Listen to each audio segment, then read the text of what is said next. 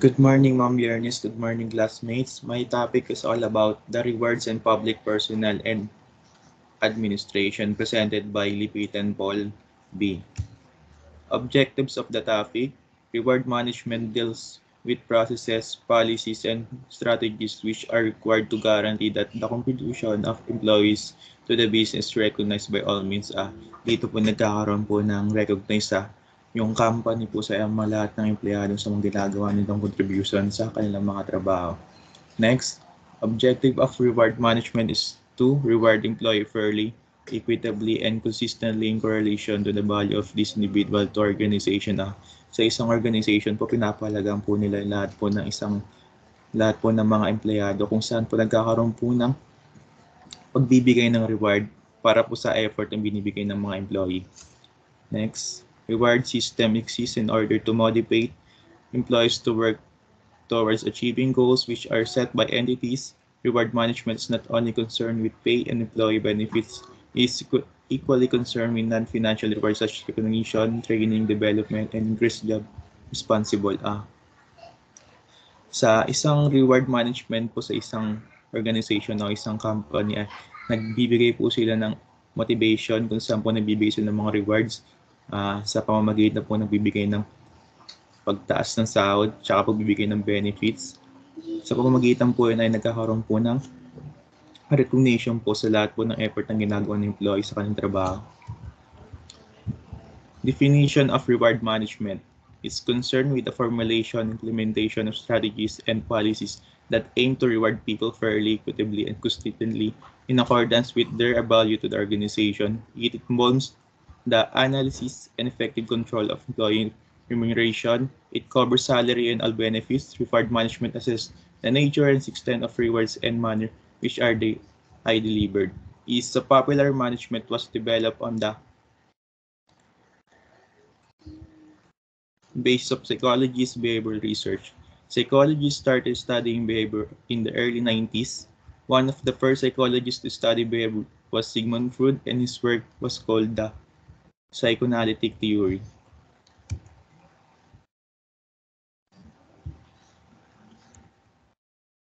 Historical background.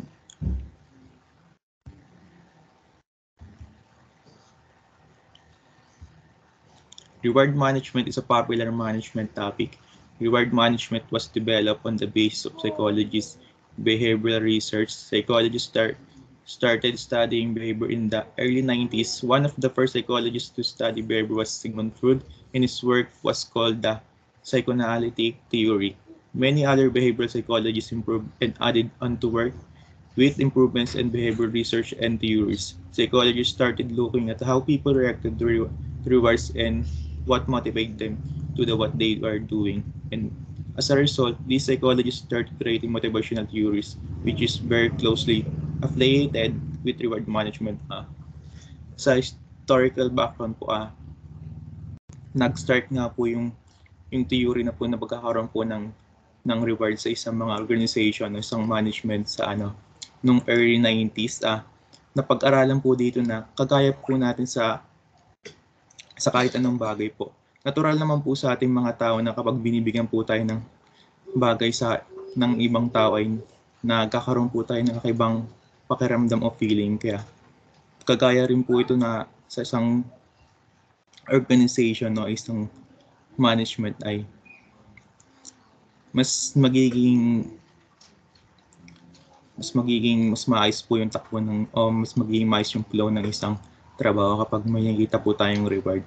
Tsaka nagkakaroon po tayo ng inspiration pa. Mas lalo pang galingan yung kanilang ginagawang trabaho. Next. Types of reward.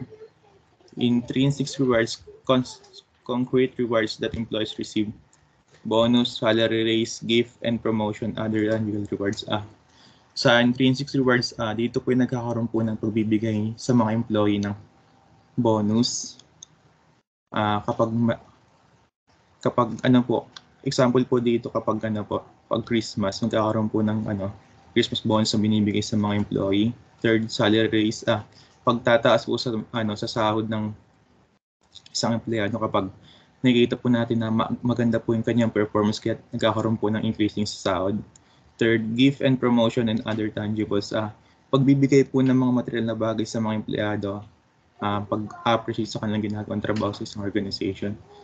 Second, intrinsic rewards tend to give personal satisfaction to an individual. Information, feedback, recognition, trust, empowerment. Dito naman po yung mga hindi tangible things, so hindi material things na binibigay sa employee. Pwede po dito yung pagkakaroon ng recognition, no? Pagbibigay po ng ng certificates na best employee of the month, mga ganung bagay po. Motivation theories. Motivational theories are split into two groups as a process and content theories. A basic definition of motivation employees is the capability to change behavior and the drive that holds one to act towards the same goal. Content theories endeavor to name and analyze the factors which motivate people to perform better and more efficiently, while process theories concentrate on how different types of personal traits interfere and impact to human behavior. Content theories are highly related with intrinsic reward, things that are concentrate like bonuses and help improve employees' psychological circumstances, whereas process theories are concerned with intrinsic rewards such as recognition and respect, which help boost employees' confidence in workplace and improve job satisfaction. Sa motivation theories nga po, pinaliwanag po dito yung dalawang uri ng reward, which is extrinsic at intrinsic rewards. Yun nga po, kagaya po na sinabi ko sa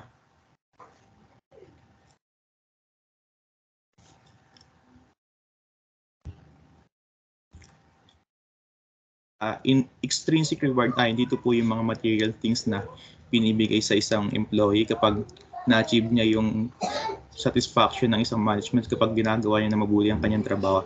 Binibigyan po ito ng mga ng material things, kagaya nga po sa bonus na binibigay kada Christmas break, salary raise, pagtaas ng sahod nga po, maganda kanyang performance, gift and promotion, other tangible, pagbibigay ng regalo, mga gamit na maaaring makapinabang sa isang employee. Sa intrinsic reward naman nga po ulit, dito po yung yung hindi naman material things na binibigay sa employee, pagbibigay po ng tiwala, pag mas lalo pong pagpapuri po sa mga empleyado na kapag ginagawa ng maayos ang kanyang trabaho, recognition, pagkakilala. Next, performance appraisal is the method in which an employee's job performance is evaluated and reviewed. This compares employee work behavior with the organization preset standard to provide feedback on job performance.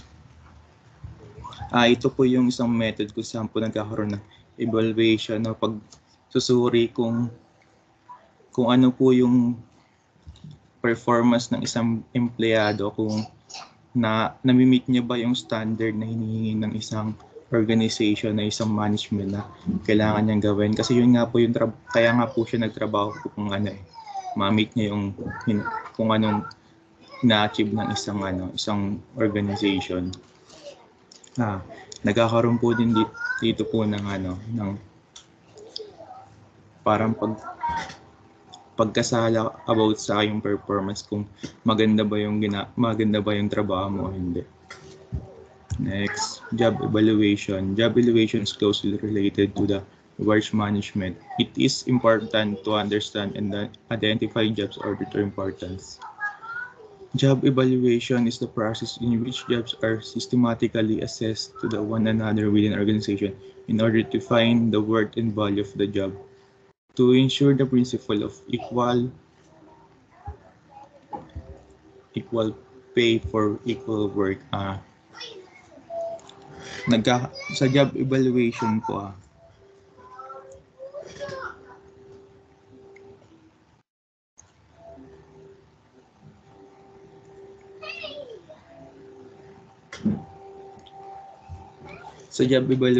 dito naman yung nag-evaluate kung anong trabaho yung karapat-rapat na kunin mo, kasi nga magbe-base ka sa magbe-base ka kung gusto mo ba yung trabaho na to, kung fit ba to sa'yo, kung nababagay ba to sa skills na meron ka. Pangalawa, kung sapat ba yung sahod na makukuha mo sa pangangailangan mo.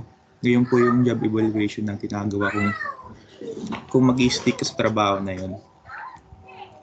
Conclusion, the concept of rewards in public personnel management plays a crucial role in motivating and retaining a competent and dedicated workforce in government organization.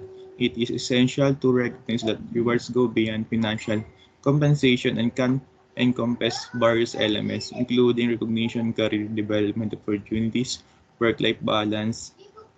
Here are also key conclusion about towards public personnel. Yun lamang po, thank you. Yung Bible verse po na napili ko, yet what we suffer now is nothing compared to the glory will reveal to us later. Kung ano po yung pagsubok o sitwasyon na pinagdadaanan mo ngayon na malalagpasan mo din po yan. Lamang po, thank you.